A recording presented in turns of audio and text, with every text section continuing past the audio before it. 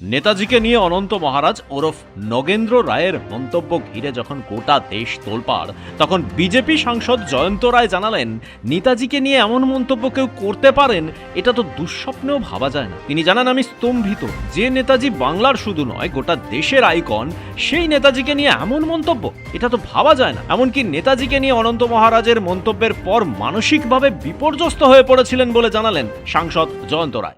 আমি কি বলবো, বলার কোনো ভাষা নেই।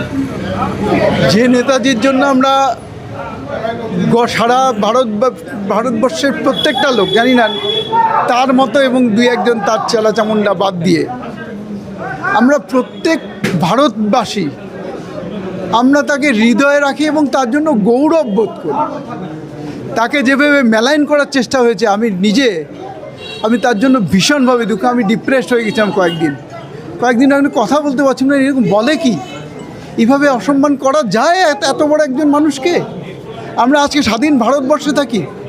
সেই ভারতবর্ষের যে সমস্ত স্বাধীনতা সংগ্রামী ভারতবর্ষকে স্বাধীন করতে নেতৃত্ব দিয়েছেন, সেই সময় সারা 33 কোটি ভারতবাসী সবাই মিলেই আন্দোলনটা করেছেন। তার ফলেই ব্রিটিশ আজকে পালিয়ে যেতে বাধ্য হয়েছে।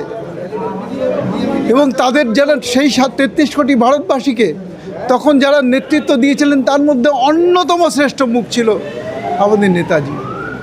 তাকে এইভাবে অসম্মান করতে পারে, আমি তো অবাকই হয়ে গেছি।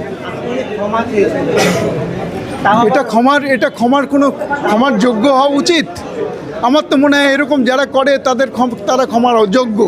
রায়গঞ্জে আজ এক রক্তদান শিবিরে গিয়েছিলেন সাংসদ জয়ন্ত রায়। সেখানেই তিনি কথা বলেন। এই অনুষ্ঠানে উপস্থিত ছিলেন রাজ্যের পর্যটন মন্ত্রী শঙ্কর ঘোষ। তিনি বলেন, নেতাজিকে সম্মান করাটাই আমাদের সবচেয়ে বড় কাজ। ব্যুরো রিপোর্ট, পূবের কলম ডিজিটাল।